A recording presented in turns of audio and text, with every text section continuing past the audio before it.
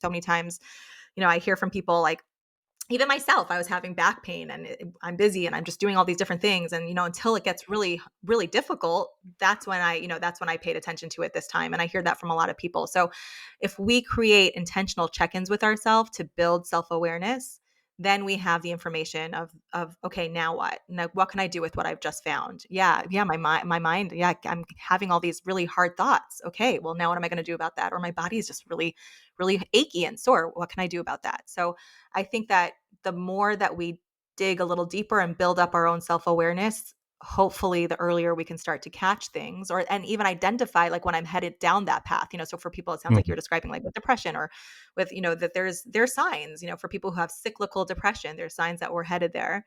And we get in touch with our own signs, whatever they are. And then we learn to intervene earlier on. And it's easier to intervene and treat before we're like deep down in the ditch. And do you think like a problem is that people have such strong coping mechanisms that they've actually built it's like the dog that gets the sore leg and it carries it up and it gets seized into that position. Are we doing that with our mental health? We've kind of built in coping strategies that maybe we're not even aware of how unhealthy they are, and we're thinking, no, we're fine, don't be silly, where anybody from Totally. outside can see it. Yeah. Oh my gosh. Absolutely. I think that that's always a big part of doing our own work and our own healing and growth is learning adaptive coping strategies. So how can I deal with what's coming up for me in a way that's healthy and that works for me and leads me towards greater fulfillment and meaning? Mhm. And gaining an awareness of the maladaptive coping strategies that we might be employing. So maladaptive is this idea of, well, what am I doing to cope with the symptom? But in the end, I'm just shooting myself in the foot because this is leading me down a darker path that's just reinforcing the anxiety. Or, so whether it's people who turn towards drinking or even drinking coffee, too much coffee perpetually because we're so tired, Mhm. we've got to get to the root of that. Yeah.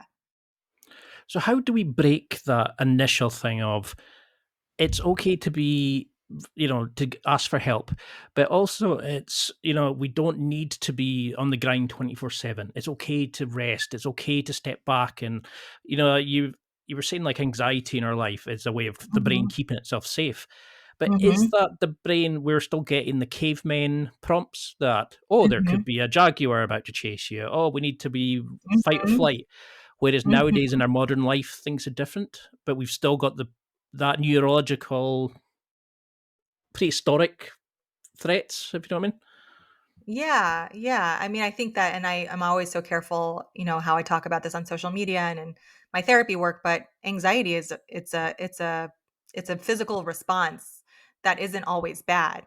So what you were just referencing, that how it has a very strong adaptive function, and where it comes from, it's really our fight or flight danger response. Mhm. It's our brain alerting us that there is something unsafe in the environment, and we've got to do something about it. And when there is a real threat in the environment and we do something about it, then, well, great. Like we just saved our lives potentially, like you're in the caveman, scenario.